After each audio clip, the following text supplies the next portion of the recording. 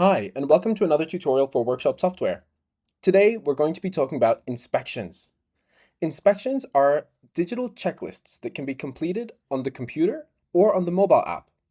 The inspection can then be saved on your Workshop Software account, linked to the vehicle, or it can also be sent to your customer. This is great for an added service such as a pre-sale check or a pre-purchase check, or it can be used as simply your checklist for performing services. The first thing you're going to want to do is head to Settings and then Inspections. Let's start with inspection settings. The primary things to fill out on this page are going to be Default Service Advisor, which has to be pre-filled on the Service Advisors page under Admin Settings, and then Default Contact Information. If you'd like to be notified when somebody approves or refuses an inspection, tick these onto Yes. And if you'd like to hide any fields from going onto an inspection if work needs to be performed, hide some of these fields here. I recommend keeping it nice and simple at the start and only using estimated costs and estimated hours and hide the others. Now, you don't need to have a specific individual as a service advisor, as you can see here. You can have your workshop name. Let's take a look at how we can create a service advisor that you'd then be able to select from this drop down here. So what we'll do is go into Admin Settings, Service Advisors, and here you can add in all of your service advisors or create a general one for your workshop. Simply press the plus to create a new one, and let me show you how we've created these examples. So if it's a particular individual, you can add in their work information. The advisor code can simply be their initials. If you're creating your workshop, all you need to do is simply add in a advisor code and fill in your workshop name into the first and last name fields. Once you're done with this, simply head over to our inspection settings and add the information in here. We can leave default product ID for now. Let's head over to inspection groups. Inspection groups are the different categories that you'll have on the inspection. When you have a lot of questions, breaking them down into groups helps make the inspection more bite-sized for both your team filling out the inspection, as well as the customer that you're sending the inspection to. We have some standard ones already in your system for you. Some workshops that choose not to break down their questions into groups simply use standard for all their questions. Feel free to create more groups by pressing the plus. Next is templates. Let's take a look at how we can create a new inspection by pressing the plus. Now first we're going to give it a name, such as Service B Checklist. You can then add a description if you'd like to. Now we're going to add the first group. So here, we're going to start with standard. You can start with any, depending on what questions you're going to be adding in. Then press plus to add this group into the system. And there we go. The group is added in. This is group number 1, and the gray boxes are the questions. Let's take a look at what type of questions we have. We have a traffic light system, a carried out tick box, a blank input text field, and tire pressure. A good example of a use for the traffic light system is if you can see something that needs different grades of how good or bad it may be. So for example, vehicle is free from cosmetic and structural damage.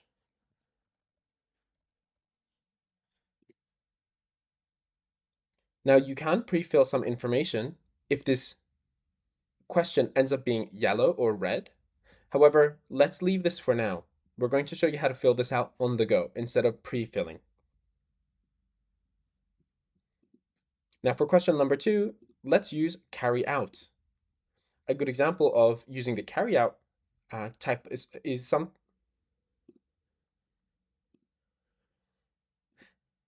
a good example of a question for carry out is keys tagged and labeled. So this is simply a tick box, so it's either done or it's not done. So that's why it can be something as simple as this. For the next question, let's use input. This is a blank text field. So I could do something like odometer reading. And the last question will be just tire pressure, because tires is only for tire pressure. And let's press save. I'll refresh the page here. Here we go, service speed checklist. I can see all my questions have been saved. And just to show you how you can reorder your questions, for example, if I want to swap this to question 2, I change that to question 2, and this one to question 1. And that's it. It's reordered the questions for me. And I can press save again. Now, how do we create an inspection?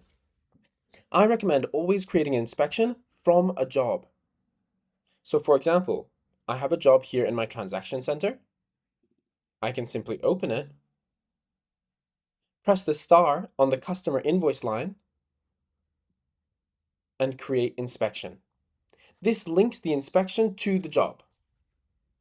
Now, if you did not want the inspection to be linked to the job, simply press the lightning icon and press inspection. It will open this exact same page. However, it will not be linked to this invoice. Now, keep in mind, inspections require a vehicle and cannot be saved on a customer alone. Now, select your template. You can see we can change some of the information that we pre-filled in the inspection settings page. We can even change the customer's email. I can even press the share icon when I'm ready to print a PDF or email a web page version of this interactive inspection. On the phone, you can even add photos direct to the inspection. On the computer, simply choose the files and upload.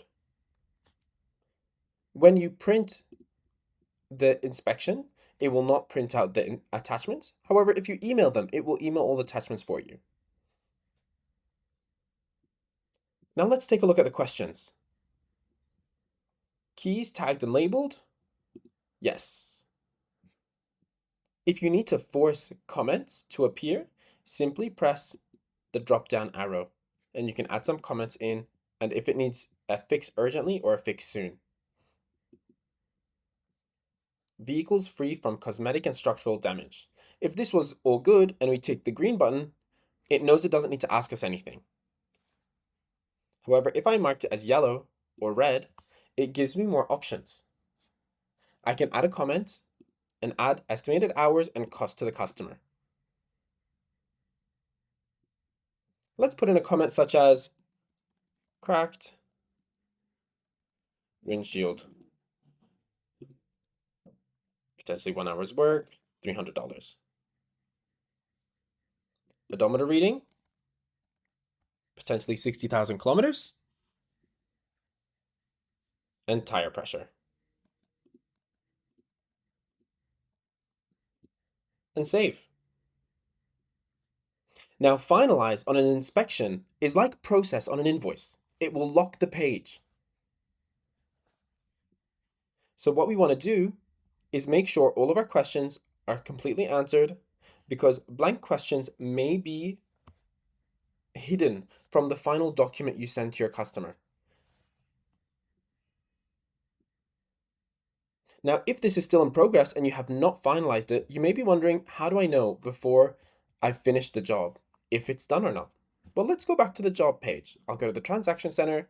I'll go back to my customer's invoice. And there we go. Because it's linked, it has its own section. It says this is the inspection that's being done. It's still a draft. So I can open this back up, double check everything is filled in, and then press finalize.